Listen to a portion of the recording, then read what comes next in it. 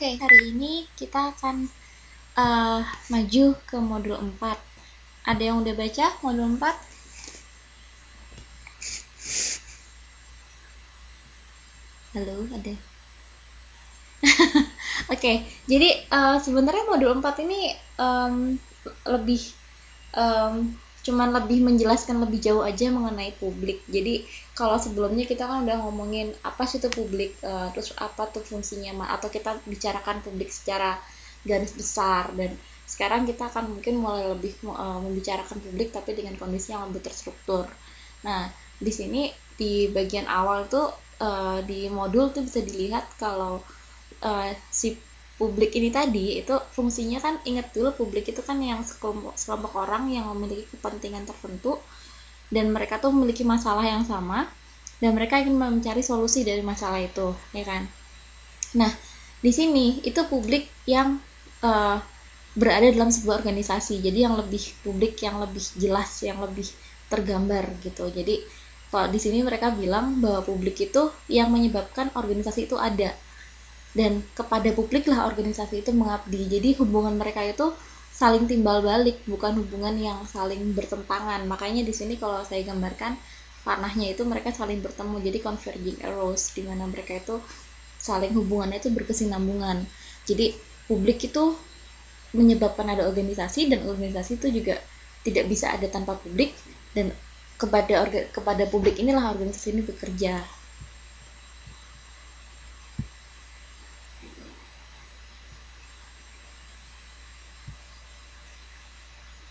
Oke, lalu di situ di oh sorry kecepatan.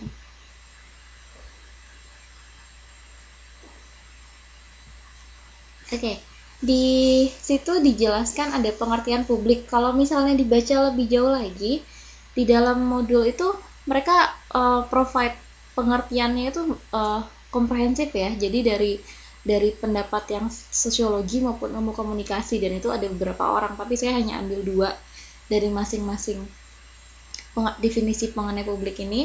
Yang pertama itu pendapat dari Herbert Blumer. Di situ dia menjelaskan 3 poinnya sebelumnya saya tadi pernah sebutkan tadi, yang sekelompok orang dan mereka mempunyai masalah yang sama dan mereka berusaha untuk menyelesaikan masalah itu dan mencari solusi. Itu dari pandangan sosiologi. Sedangkan ada satu lagi sosiolog lain, namanya tuh Bernard Hennessy. Dia mengatakan bahwa publik itu adalah orang yang memiliki kepentingan pada persoalan tertentu. Jadi kalau ditarik garis besarnya, publik itu adalah orang yang memiliki kepentingan pada persoalan tertentu. Jadi tinggal diingat itu aja Mbak, singkat itu. Jadi publik adalah orang yang mempunyai kepentingan pada persoalan tertentu. That's it. Nah, sedangkan kalau menurut ilmu komunikasi, di sini ada 2. Yang pertama dari Zawawi dan yang kedua dari Moore. Nah, di situ dia bilang ilmu publik itu adalah any group of people who share interest concerns. Kita udah pernah bahas ini ketika di modul pertama, dan ini akan sedikit redundant sih ya. Jadi pada intinya publik ini adalah sekelompok orang, sama seperti yang definisi yang di atas. Cuman definisi atas hanya menyebutkan orang, yang berarti bisa maknanya tunggal, tapi di ilmu komunikasi itu mereka menyebutnya sebagai sekelompok orang yang mereka itu memiliki kepentingan yang sama dengan definisi yang diberikan oleh Seymour tadi. Publik adalah sekelompok orang dengan kepentingan yang sama serta memiliki pendapat terhadap suatu isu yang menimbulkan pertentangan kontroversial.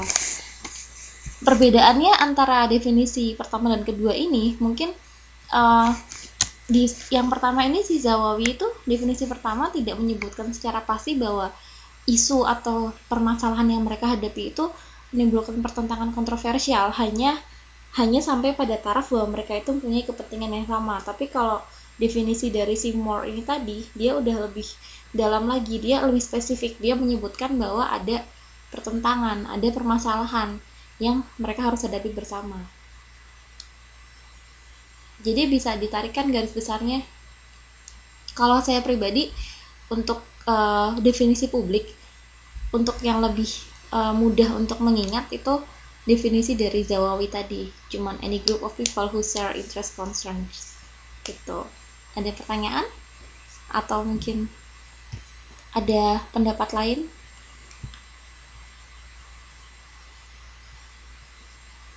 Sepi, tidak ada. Oke. Nggak tidur kan ya? Kan habis barbekyuan tuh saya lihat. Oke, lalu di sini kita membicarakan kondisi publik. Publik di sini dibagi menjadi dua, publik internal dan publik eksternal. Jadi publik internal ini yang berada di dalam organisasi, sedangkan eksternal itu yang di luar organisasi. Jadi kayak internal itu contohnya misalnya karyawan, sedangkan untuk eksternal itu bisa konsumen misalnya. Nah, uh, keberadaan publik ini tentu kan tadi kita sudah sebutkan sebelumnya bahwa publik ini menyebabkan keberadaan organisasi. Nah, bagaimana caranya untuk mengukur organisasi ini masih dibutuhkan oleh publik atau tidak? Salah satunya itu dengan cara opini publik.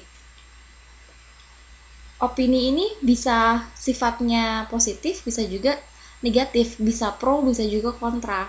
Jadi, opini publik ini bisa menguntungkan dan tentunya juga bisa merugikan organisasi tersebut.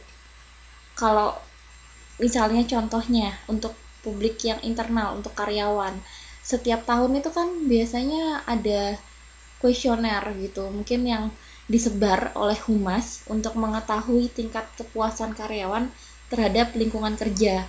Misalnya mereka puas nggak dengan kondisi kantor, dengan kondisi hari libur yang diberikan, dengan misalnya jasa untuk asuransi dari perusahaan untuk mereka.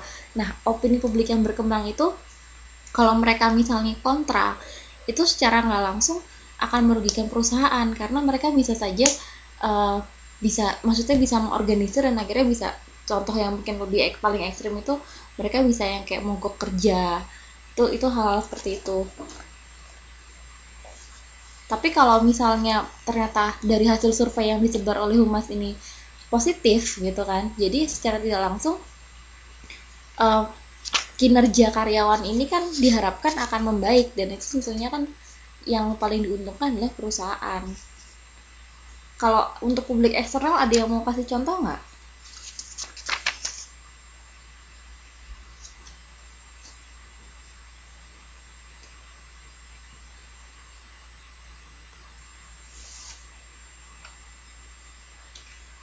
Mm-mm. Oke, gimana tuh mbak, 5 perusahaan?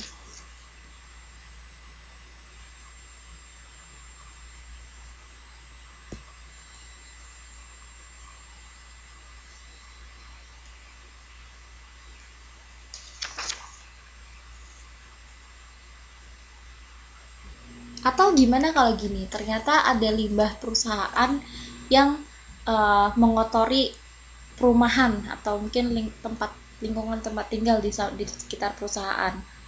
Terus dari karyawannya itu mereka lalu dari masyarakat itu mereka ternyata lapor gitu ke media massa atau mereka cari wartawan yang mau meliput.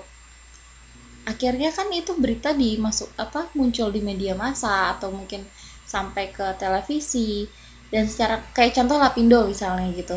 Lapindo ketika kasus itu diangkat, pada akhirnya kan yang paling dirugikan itu perusahaan karena kan nama perusahaan mereka kan tercederai itu, kalau bahasa Indonesia yang benar-benar akan mencederai nama baik mereka gitu. Nah, itu salah satunya publik eksternal itu uh, bisa mempengaruhi dengan cara membentuk opini publik yang negatif. Lalu apa? Mm-mm. Iya, itu bisa kayak produk baru misalnya antara Rinso dengan dibandingkan dengan Attack. Mungkin ada yang punya pengalaman buruk dengan Rinso, jadi mereka membuat opini yang tidak bagus gitu. Sedangkan mungkin ada yang punya pengalaman memuaskan misalnya dengan Attack. Oh, ternyata kotorannya benar-benar terangkat gitu kan. Mereka mungkin bisa bikin kolom di surat membaca gitu, atau misalnya kayak ketika ada acara mereka partisipasinya lebih ke arah Attack dibandingkan yang Rinso. Itu mempengaruhi sekali. Jadi publik eksternal ini memang orang-orang yang ada di luar organisasi tapi mereka mempunyai kepentingan, itu yang harus diingat. Jadi mau